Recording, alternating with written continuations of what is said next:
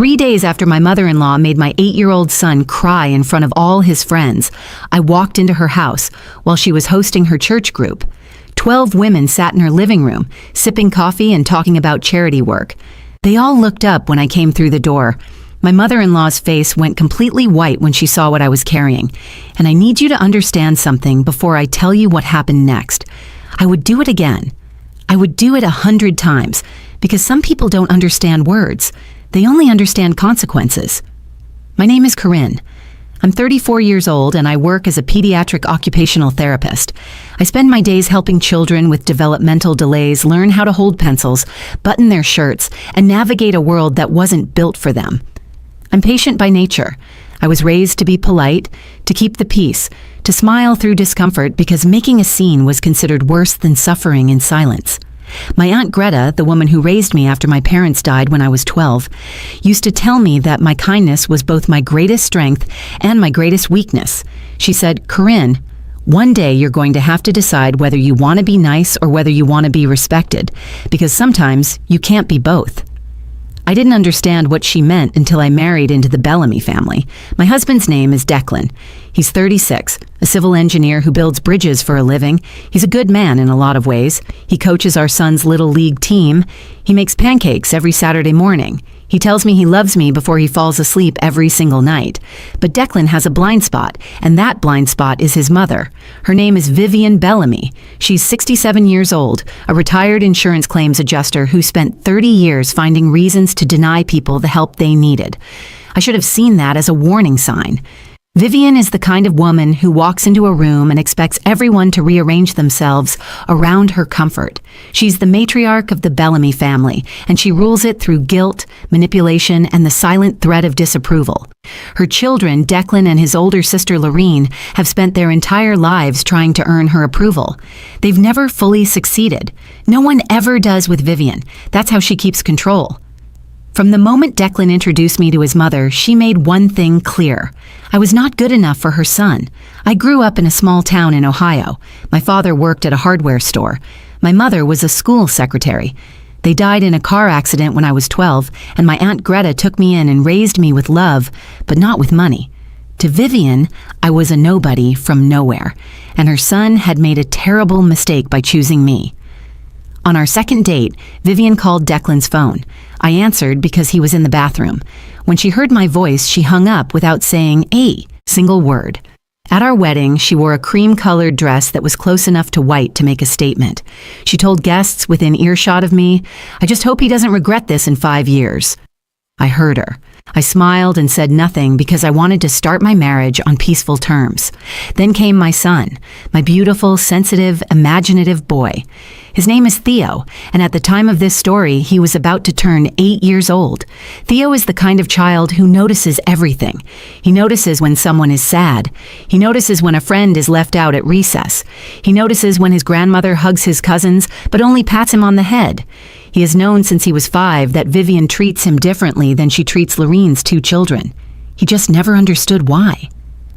The day Theo was born, Vivian came to the hospital to meet her grandson. She looked at him in my arms, this perfect tiny human I had just brought into the world, and she said, "He has your nose. That's unfortunate." I laughed it off because I was exhausted and overwhelmed and didn't have the energy to fight.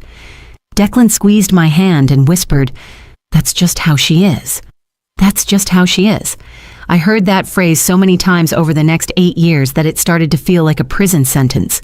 That's just how she is when she gave my niece and nephew elaborate birthday gifts and handed Theo a used book with a torn cover. That's just how she is when she forgot to set a place for Theo at the kids' table during Thanksgiving. That's just how she is when she told Declan that Theo was too soft and not athletic like the other grandchildren, and that we had coddled him into weakness. I kept the peace for 8 years. I bit my tongue. I made excuses. I told myself that Theo needed a grandmother, even an imperfect one, and that family was worth fighting for. I told myself that Vivian would come around eventually, that if I was just patient enough, kind enough, accommodating enough, she would finally accept us. I was wrong. 3 days before Theo's 8th birthday party, Declan told me his mother wanted to bring a cake. I had already ordered one from a local bakery, a T-Rex cake, because Theo was obsessed with dinosaurs and dreamed of becoming a paleontologist. But Declan said his mother insisted. He asked me to let her contribute so she would feel included. I should have said no. I should have trusted the knot in my stomach that tightened every time Vivian's name came up. But I said yes, because I was still trying to keep the peace. I told Declan that the cake needed to say, "Happy birthday, Theo," and nothing else. He promised he would tell her. He promised. What happened next broke something inside my son that I am still trying to repair. And what I did in response changed everything. This is that story. The week before Theo's 8th birthday was one of the happiest I had seen him in a long time. He woke up every morning asking how many days were left. He helped me hang streamers in the backyard. He made a handwritten guest list with 12 names, each one written in a different colored marker because he wanted every friend to feel special. Theo had always struggled socially. He was quieter than the other boys, more interested in reading about fossils than playing rough on the playground. Making friends didn't come easily to him, and birthday parties had always been small affairs with just a few kids from the neighborhood. But this year was different. This year, Theo had finally found his group, a handful of boys from his 2nd grade class who loved dinosaurs as much as he did. They traded facts at lunch. They drew pictures of velociraptors during free time. For the first time in his young life, my son felt like he belonged somewhere. He wanted to celebrate that, and I wanted to give him the perfect day. I spent 2 weeks planning every detail. I ordered dinosaur plates, cups, and napkins. I bought a piñata shaped like a triceratops. I set up a fossil dig in the sandbox where the kids could uncover plastic bones buried in the dirt. I hung a banner across the back fence that said, "Happy 8th birthday, Theo," in bright green letters. I did all of this myself because I wanted it to be exactly right. I wanted my son to feel loved and celebrated and seen.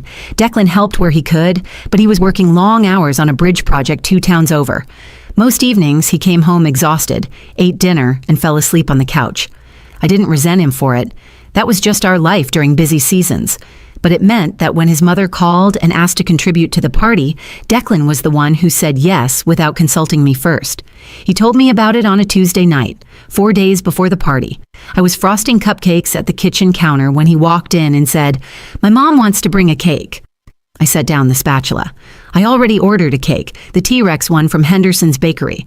Theo picked it out himself. Declan shrugged. "She knows, but she wants to bring one too. She said it would make her feel like part of the celebration." Something in my chest tightened. Vivian had never once made an effort to be part of Theo's celebrations. Last year, she showed up an hour late and left before we sang "Happy Birthday." The year before that, she forgot his birthday entirely and mailed a card 2 weeks later with a $5 bill inside. No note, no apology, just a wrinkled bill and a generic card that said, "Happy birthday, grandson," in printed text. "Declan, I don't think that's a good idea." He walked over and kissed my forehead. "Come on, Corinne, she's trying. Let her try." I wanted to argue. I wanted to list every instance where Vivian had let Theo down, every cruel comment, every dismissive glance. But Declan had that look on his face, the one that said he was tired and didn't want to fight about his mother again. We had fought about her so many times over the years, about the way she treated Theo, about the way she treated me, about the fact that he never stood up to her, never set boundaries, never chose us over her feelings. Every fight ended the same way. Declan would promise to talk to her. Vivian would behave slightly better for a few weeks. Then everything would go back to normal. I was exhausted too, so I gave in. "Fine," I said, "but the cake needs to say, 'Happy birthday, Theo.' Nothing else. No commentary, no backhanded messages. Just a normal birthday cake." Declan nodded. "I'll tell her. It'll be fine." "It'll be fine." Those 3 words echoed in my head for the rest of the week. I repeated them to myself while I inflated balloons. I repeated them while I wrapped presents. I repeated them on Saturday morning when I woke up before dawn to set up the backyard for the party. "It'll be fine. She'll behave. Just this once, she'll put Theo first." The morning of the party, Theo came downstairs in his favorite dinosaur t-shirt. It was green with a cartoon T-Rex on the front and the words, "Roar means I love you," printed underneath. He had picked it out himself at the mall 3 weeks earlier. He told me he wanted to wear it so his friends would know he was serious about dinosaurs. I knelt down and straightened his collar and told him this was going to be the best birthday ever. He smiled at me with his whole face, the way only children can smile, and said, "I know, Mom, because you planned it." 12 children arrived between noon and 12:30, the backyard filled with laughter and shrieking and the sound of sneakers pounding across grass. Theo ran from friend to friend, showing off the fossil dig, explaining which dinosaur each plastic bone belonged to. His cheeks were flushed with excitement. His eyes were bright. I stood by the snack table and watched him, and I felt something loosen in my chest. This was what he deserved. This was what I had wanted for him, ever since the day he was born. A moment where he felt completely, perfectly happy. Vivian arrived at 1:15. She was 45 minutes late. She walked through the side gate carrying a large rectangular cake box, and she was smiling. Not a warm smile. Not a grandmother at a birthday party smile.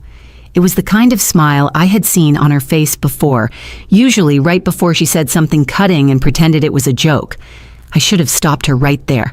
I should have taken the box from her hands and checked what was inside, but I didn't.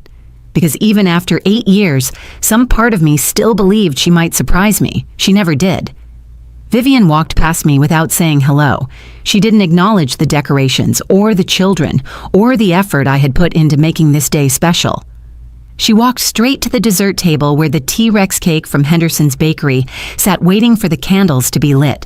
She set her cake box down next to it and turned to face the backyard full of children. "Everyone gather around," she called out, in a voice that carried across the yard. "I brought a special cake for the birthday boy." The children stopped what they were doing. Parents looked up from their conversations. Theo came running from the sandbox, his hands still covered in dirt, his face lit up with curiosity. I watched from across the yard as Vivian lifted the lid of the cake box with a flourish, like she was presenting a gift. The cake inside was white with pale blue frosting. It was simple and elegant, the kind of cake you might see at a baby shower or a retirement party. But it was the writing that made my blood turn cold. In neat cursive letters across the top, the cake read, "Sorry you exist."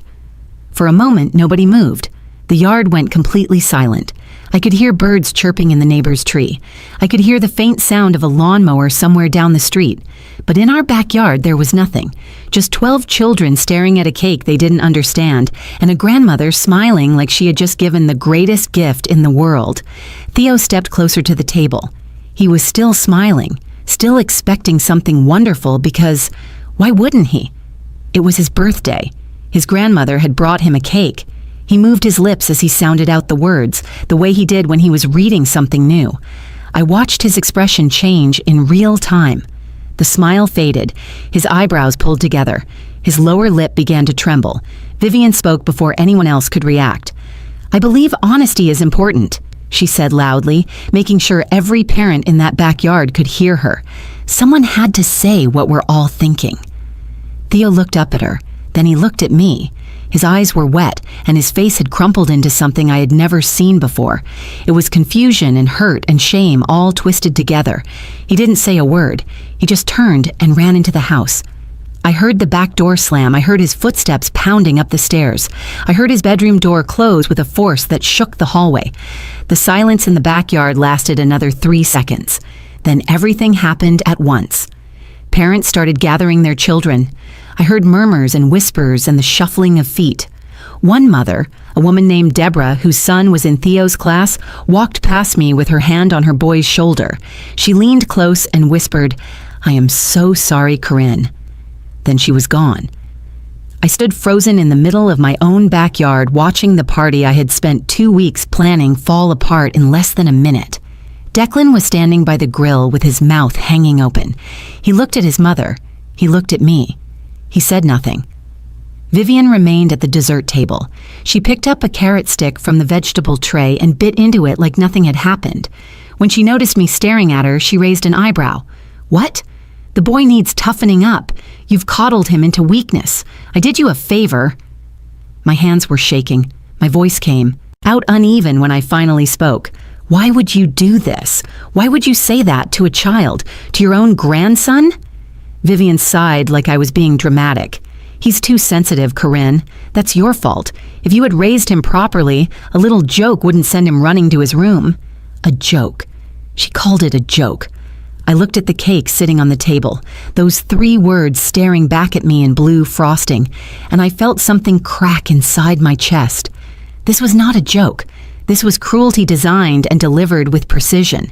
She had planned this. She had ordered this cake, driven to my home, and presented it to a child in front of everyone he wanted to impress. This was not an accident. This was punishment. By 1:45, every guest had left. The backyard was empty. Streamers hung limp from the fence. The piñata swung gently in the breeze, untouched. Plates of uneaten food sat on tables, surrounded by empty chairs. I walked through the house and up the stairs to Theo's room. I knocked on his door and called his name, but he didn't answer. I tried the handle, but he had locked it from inside. "Theo, sweetheart, please open the door." His voice came through small and broken. "I don't want to talk, Mom. Please just go away." I pressed my forehead against his door and closed my eyes. I could hear him crying on the other side. My 8-year-old son, on his birthday, sobbing alone in his room because his grandmother told him the world would be better if he didn't exist. I stood there for 10 minutes, listening to him cry, and I felt something shift in my chest. The part of me that had spent 8 years keeping the peace, making excuses, and hoping for change went quiet. Something harder took its place. Theo didn't come out of his room that night. He didn't come out the next day either. For 2 full days, my son stayed in his bedroom with the door locked. He only came out to use the bathroom. He refused to eat at the table. When I brought him food, he asked me to leave it outside his door. He didn't want to see anyone. He didn't want to talk about what happened. He just wanted to disappear. And the woman who did this to him never apologized. She never even acknowledged that she had done anything wrong. On the second night after the party, I sat in my living room at 2 a.m. while the rest of the house slept. The television was off. The lights were dim. I held my phone in my hands and scrolled through photos from the party, the ones I had taken before everything fell apart. Theo smiling with his friends, Theo showing off the fossil dig, Theo laughing with his whole body, completely unaware of what was coming. I stared at those photos until my eyes burned, and I made a decision. I was done protecting Vivian Bellamy. The next morning, I called Aunt Greta. She answered on the second ring, her voice sharp and alert even though it was barely 7 o'clock. "I've been waiting for this call," she said. "Tell me everything." I told her. I told her about the cake and the words written on it. I told her about Vivian's speech about honesty. I told her about Theo running to his room and not coming out for 2 days. I told her about Declan calling his mother that night and describing her behavior as a little much. I told her about standing outside my son's locked door, listening to him cry and feeling completely powerless. When I finished, Aunt Greta was quiet for a long moment.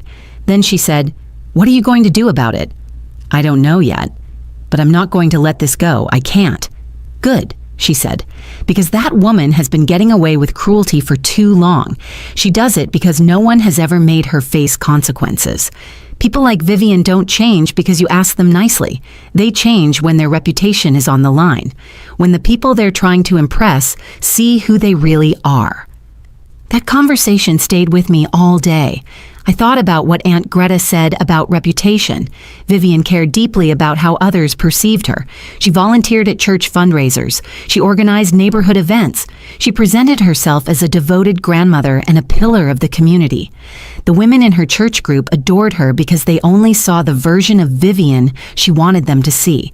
They had no idea what she was like behind closed doors. They had no idea what she had done to my son. That afternoon, I did something I had never done before. I reached out to Lorene, Declan's older sister. Lorene and I had never been close. She kept her distance from family drama and stayed firmly in her mother's good graces. But I also knew that Lorene had witnessed things over the years. Comments Vivian made about her own children, criticism disguised as concern, favoritism that shifted like sand depending on who was pleasing her at the moment. I sent Lorene a text message that was direct and honest. "I have videos of Theo crying for 2 days because of what your mother did. I have texts from parents who witnessed the party. I'm going to make sure everyone in her life knows who Vivian really is. You can either stand with me or stay out of my way." I didn't expect a response. Lorene had spent her entire life avoiding conflict with her mother, but an hour later my phone buzzed with a reply. I've wanted to say something for years. She's done things to my kids, too. Not as public, but just as cruel. What do you need from me? I asked Lorene for stories. Every cruel comment Vivian had made to the grandchildren. Every manipulative tactic she used to control the family. Every time she made someone feel small and unworthy. Lorene sent me a list that night. It filled 2 pages. Reading it made me sick to my stomach, but it also made me certain that I was doing the right thing. I spent the next 2 days preparing. I typed everything into a single document. I included dates and details and direct quotes. I titled it, "The Truth About Vivian Bellamy, A Grandmother's Legacy." When I finished, I printed 12 copies, one for each woman in Vivian's Thursday church group. Declan noticed something was different about me. I was calm in a way that made him nervous. I wasn't crying or yelling or asking him to intervene with his mother. I was quiet and focused and deliberate. On Wednesday night, he found me in the kitchen staring out the window at nothing in particular. "Corinne, what's going on with you? You've been acting strange all week." I turned to face him. "I'm going to your mother's house tomorrow morning." His face went pale. "What are you planning?" "I'm going to do what you never had the courage to do. I'm going to hold her accountable." Declan stepped closer and lowered his voice like he was afraid someone might hear. "Corinne, please don't make a scene. She's still my mother." I looked at him for a long moment. This man I had loved for 10 years.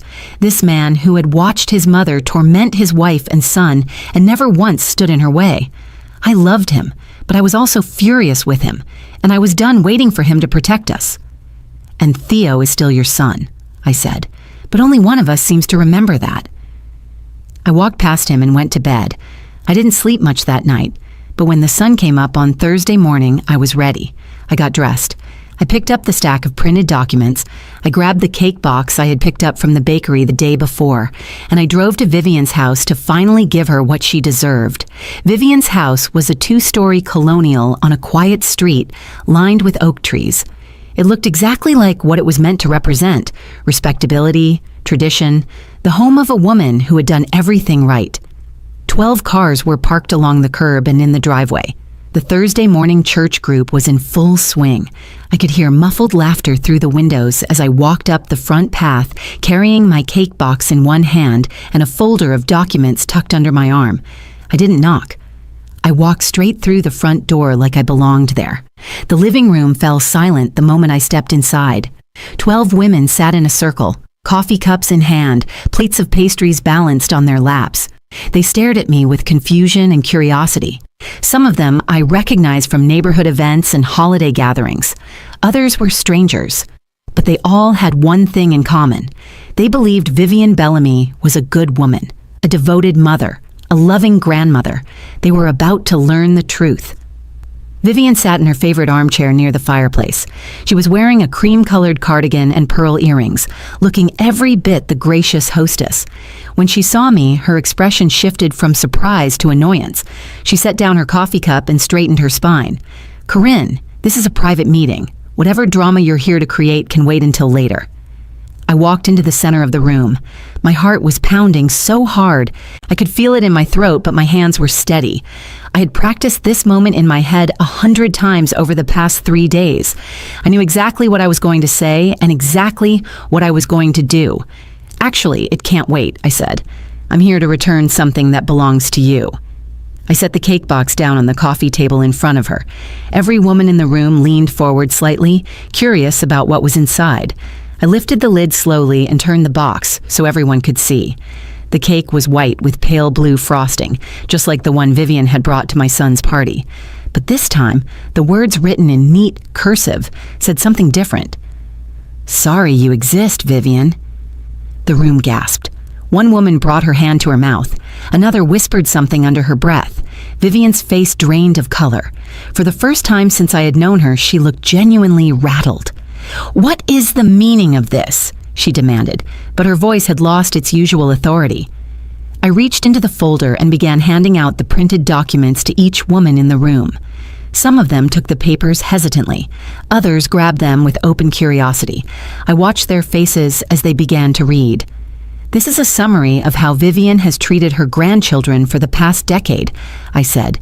"It includes direct quotes from her. documented incidents, and statements from her own daughter confirming the pattern of behavior. One woman near the window looked up from the document with wide eyes. "You told your 8-year-old grandson that you wished he had never been born?" Vivian sputtered.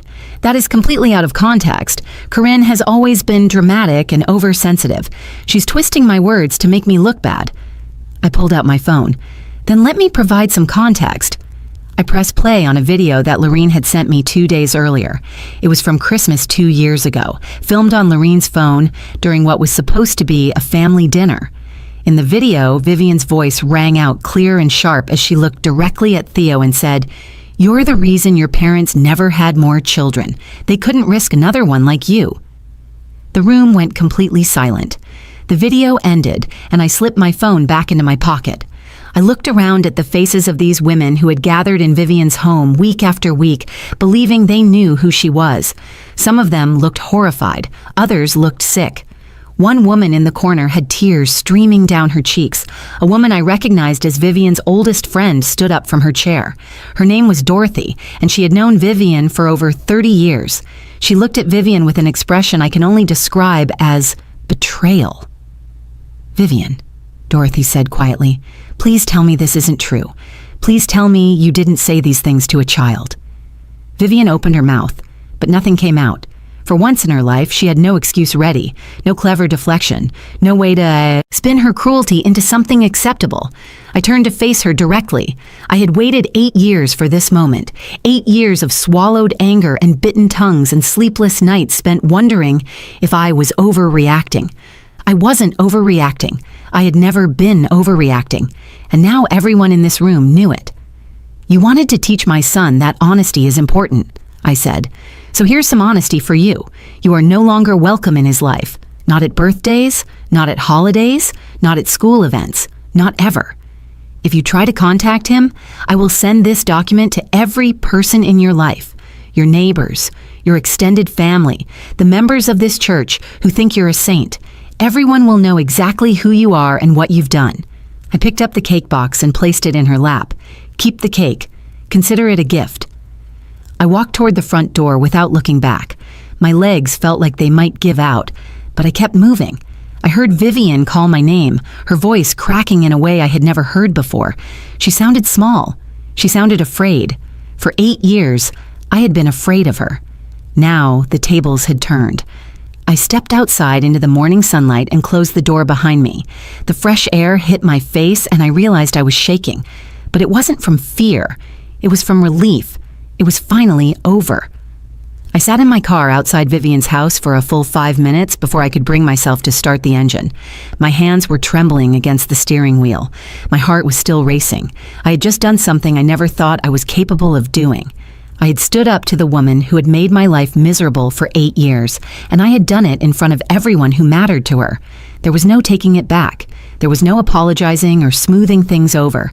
The bridge was burned, and I was the one holding the match. I pulled out my phone and called Aunt Greta. She answered on the first ring like she had been sitting by the phone waiting. "Did you do it?" "I did it." "And how do you feel?" I leaned back in my seat and stared at Vivian's house through the windshield. The curtains in the living room were still. No one had come outside. No one had chased after me demanding an explanation or an apology. For the first time in 8 years, Vivian Bellamy had nothing to say. "I feel like I should have done this a long time ago." Aunt Greta laughed softly. "Better late than never, sweetheart. Now go home and take care of that boy."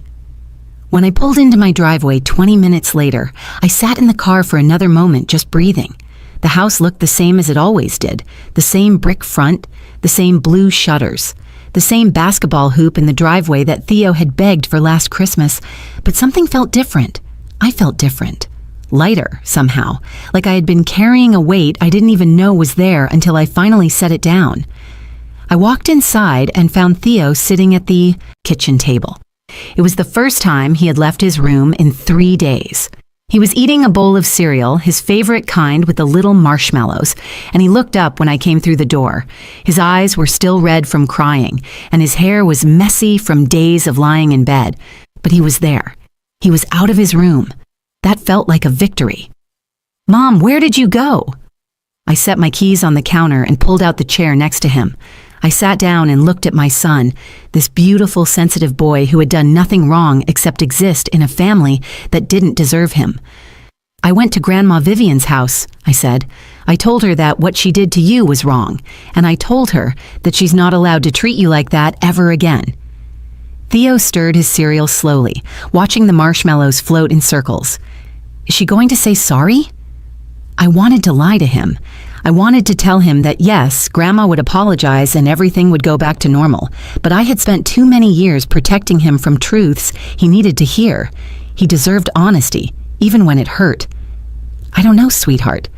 Some people never learn how to say sorry, but that doesn't mean you have to keep letting them hurt you, and it doesn't mean there's anything wrong with you. What she said on that cake was a lie. Do you understand me? It was a cruel, terrible lie told by a person who has something broken inside her. You are not a mistake. You are the best thing that ever happened to me." Theo looked up at me with those big brown eyes that reminded me so much of his father. "Do you promise?" "I promise. Every single day for the rest of my life. I promise."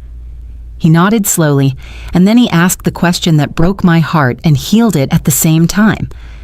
"Mom, can we still have cake?" "Not that cake. A real one." That afternoon, Theo and I stood side by side in our kitchen and baked a chocolate cake from scratch. We made a mess of the counter with flour and cocoa powder. We argued about whether to use chocolate frosting or vanilla.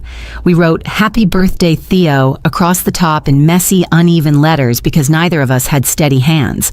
When we finished, I put 8 candles on top and lit them one by one. Theo closed his eyes and made a wish, and when he blew out the candles, he was smiling. A real smile. The kind I hadn't seen since before the party.